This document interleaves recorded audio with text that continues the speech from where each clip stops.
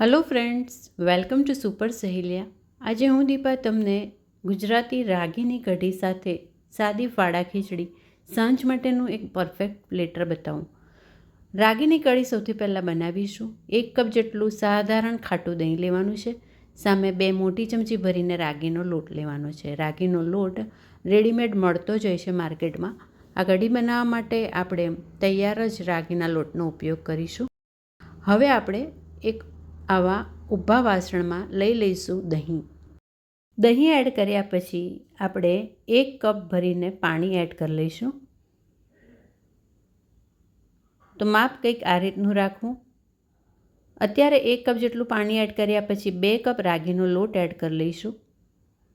હવે આ જે મિશ્રણ છે એને સરખી રીતે એકદમ સરસ એક રસ કરીશું. એક રસ કરવા માટે તમે હેન્ડ બ્લેન્ડર, બીટર કે વલોણીનો ઉપયોગ કરી શકો છો. મેં હેન્ડ બીટર લઈ લીધું છે. એક જ ડિરેક્શનમાં હલાવતા જઈશું. બધું સરખી રીતે મિક્સ કરી દઈશું. રાગીના લોટના બિલકુલ લમ્સ ના રહે એનું ધ્યાન રાખીશું. સરખી રીતે એક રસ મિશ્રણ થાય એ ખૂબ જ જરૂરી છે, તો જ પરફેક્ટ કઢીનું ટેક્સચર આવે. મેં બીટરથી જ હલાવીને બધું જોઈ શકો છો. બહુ સરસ એક રસ કરી લીધું છે. તો ફ્રેન્ડ્સ, રાગીના લોટમાં કેલ્શિયમ અને આયર્ન ભરપૂર હોય છે, તો કાયમ બેસનની કઢી આપણે બનાવતા હોઈએ એના બદલે આ કઢી ચોક્કસથી ટ્રાય કરશો. જોઈ શકો છો સરસ એક રસ મિશ્રણ થઈ ગયું છે. હવે ફરીથી 1 કપ જેટલું પાણી એડ કરીશું. અહીંયા આપણે 1 કપ દહીંની સામે 2 કપ જેટલું પાણી લીધું છે અને આ જોઈ શકો છો આ કન્સિસ્ટન્સી. તૈયાર કઢીની આવી કન્સિસ્ટન્સી આપણને જોઈશે. એટલે હવે હું થોડું અડધો કપ જેટલું પાણી ફરીથી એડ કરીશ, એટલે ઉકળતાની સાથે આવી પરફેક્ટ કન્સિસ્ટન્સી આપણને મળે. તો જુઓ, અડધો કપ પાણી એડ કરી લીધું છે. બધું હલાવી અને આ હવે જે પવાલી છે એને ગેસ ઉપર મૂકી દઈશું. ફ્રેન્ડ્સ, જ્યારે આપણે કઢી બનાવતા હોય ત્યારે આવો ઊભા વાસણનો ઉપયોગ કરવો, જેથી કરીને ઉકળે તો કઢી જલ્દી ઉભરાય ના. હવે આપણે મીઠું એડ કરી લઈશું. અહીંયા જોઈ શકો છો મેં અડધી ચમચી જેટલું મીઠું એડ કર્યું છે. બરાબર હલાવીને મિક્સ કરી દઈશું. સાથે સાથે અહીંયા એડ કરી લઈશું આપણે હળદર 5 ચમચી જેટલી. હલાવી અને મિક્સ કરી લઈશું. હવે આપણે કઢીને ઉકળવા દેવાની છે. થોડી થોડી વારે હલાવતા રહેવાનું. બીજી બાજુ વઘારની તૈયારી કરી લઈએ. કઢીના વઘાર માટે અહીંયા જોઈ શકો છો મેં મીઠો લીમડો લીધો છે. 1 વઘારનું લાલ મરચું લીધું છે. સાથે સાથે જોઈ શકો છો ખડા મસાલા, જેમાં તમાલપત્ર, લવિંગ અને મરી જોઈ શકો છો. તજનો ટુકડો પણ ઉમેરી શકાય. 1 લીલું મરચું મેં કાપી લીધું છે મોટું મોટું, અને લસણની કળીઓ, જે ટોટલી ઓપ્શનલ છે. લસણની કળી આખી જ આ કઢીમાં આપણે એડ કરવાના છે. જોઈ શકો છો અહીંયા 5 લસણની કળી. આ છે કઢીનો મસાલો જે હું વાટીને રાખું છું, જેમાં આદું, લીલા મરચાં, લીલી હળદર અને મીઠો લીમડો 4 વસ્તુ ક્રશ કરીને ફ્રીઝમાં 6 મહિના સુધી રહેતું હોય છે. જે મારી પાસે તૈયાર છે. અડધી ચમચી જેટલો આ મસાલો હું ઉપયોગમાં લઈ રહી છું. તમારી પાસે આ મસાલો ન હોય તો લીલા આદું, મરચાં અને મીઠો લીમડો ક્રશ કરીને લઈ શકો છો. લીલી હળદર સિઝનમાં હોય છે, એટલે એ ટાઈમે જ આ મસાલો મારી પાસે બનાવીને રાખેલો એનો હું ઉપયોગ કરી રહી છું. આપણે વઘાર કરવા માટે એક નાના વઘારિયામાં 1.5 ચમચી જેટલું તેલ મૂકી દઈશું. તેલના બદલે ઘીનો ઉપયોગ કરી શકાય.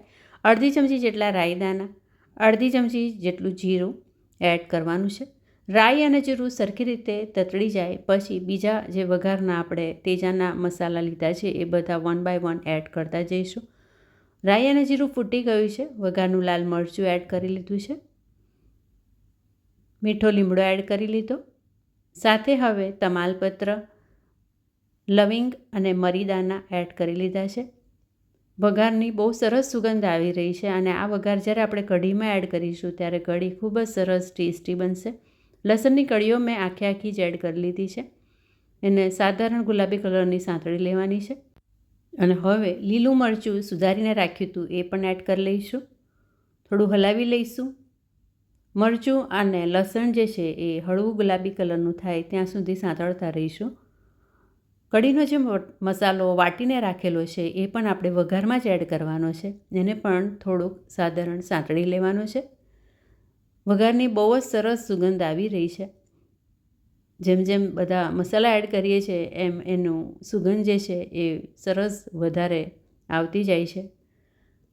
મેં લાસ્ટમાં એડ કર્યો વાટેલો મસાલો. અને હવે મસાલાને પણ 5-6 સેકન્ડ માટે સાંતળી લઈશું અને એડ કરી દઈશું લાસ્ટમાં હિંગ. બસ હવે આ જે મસાલો છે એ આપણે ઉકળતી કઢીમાં એડ કરી લેવાનો છે. તો ફ્રેન્ડ્સ, રાગી હાડકાને મજબૂત બનાવે છે અને આ કઢી તમે જો ખાસ કરીને આજે જે મેં ફાડાની ખીચડી બનાવી છે, એકદમ સાદી ફાડાની ખીચડી સાથે આ રાગીની કઢીનું કોમ્બિનેશન બહુ જ સરસ છે. એક પરફેક્ટ ડિનરની રેસીપી પ્લેટર તમને બતાવી રહી છું. આ રીતે ચોક્કસથી તમે ટ્રાય કરજો. વઘાર આપણે કઢીમાં એડ કરતાની સાથે બહુ જ સરસ સુગંધ. હવે એકદમ પરફેક્ટ કઢી પણ આપણી ઉકળી છે અને હવે લાસ્ટમાં આપણે થોડો ગોળ એડ કરી દઈશું. અહીંયા હું 1/2 ચમચી જેટલો ગોળ એડ કરી રહી છું.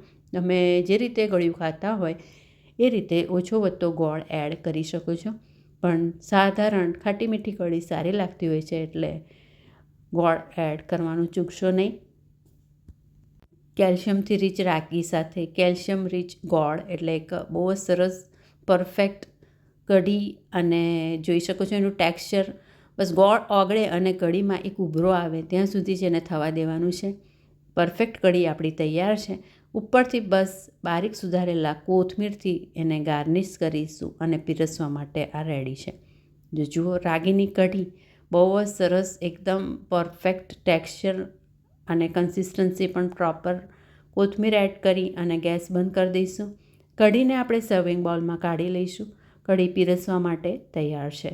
બહુ જ સરસ સુગંધ આવી રહી છે અને આ પરફેક્ટ રાગીની કઢી એની સાથે જે આ મેં ફાડાની ખીચડી બનાવી છે, આ કોમ્બિનેશન બહુ જ સરસ લાગે છે. આ ફાડાની ખીચડી બનાવવા માટે 1 કપ જેટલા મેં ઘઉંના ફાડા અને સામે 1 કપ જેટલો લીધું છે મગની દાળ અને ચોખાનું ખીચડીનું મિશ્રણ, જેને મેં સરખી રીતે 2 વાર ધોઈ લીધું અને પછી 1 ગ્લાસ પાણી એડ કરી 15 મિનિટ માટે આ મિશ્રણ રાખી મૂક્યું. 15 મિનિટ પછી ફરીથી 2 ગ્લાસ જેટલું પાણી એડ કરવાનું, હલાવી લેવાનું અને મીઠું અને હળદર સ્વાદ પ્રમાણે એડ કરવાનું રહેશે. અહીંયા મેં 1/2 થી 1/4 ચમચી મીઠું, 5 ચમચી જેટલી હળદર મિક્સ કરી દેવાનું છે. ગેસ મીડિયમ કરી દેવાનો છે અને થોડુંક સાધારણ ગરમ થાય એટલે કૂકરનું ઢાંકણું બંધ કરવાનું છે અને ઢાંકણું બંધ કરતાં પહેલાં 2 ચમચી જેટલું ઘી નાખવાનું ચૂકશો નહીં. તો ફ્રેન્ડ્સ, ઘઉંના ફાડા જેટલા હતા એટલા જ સામે છોડાવાળી મગની દાળ અને ચોખાનું મિશ્રણ, ખીચડી મિક્સ એ લઈ અને આ રીતે બનાવેલી ખીચડી અને સાથે રાગીની કઢી બહુ જ પરફેક્ટ કોમ્બિનેશન લાગે છે. રેસીપી ચોક્કસથી ટ્રાય કરજો. સાંજનું જમણ કંઈક આ રીતનું અઠવાડિયામાં એકાદ વાર હોય તો જોવાનું જ નહીં. બહુ જ મસ્ત આ કોમ્બિનેશન ખીચડી અને કઢીનું બનાવો. સાથે બસ એક લીલું મરચું, એક પરફેક્ટ પ્લેટર. Thank you.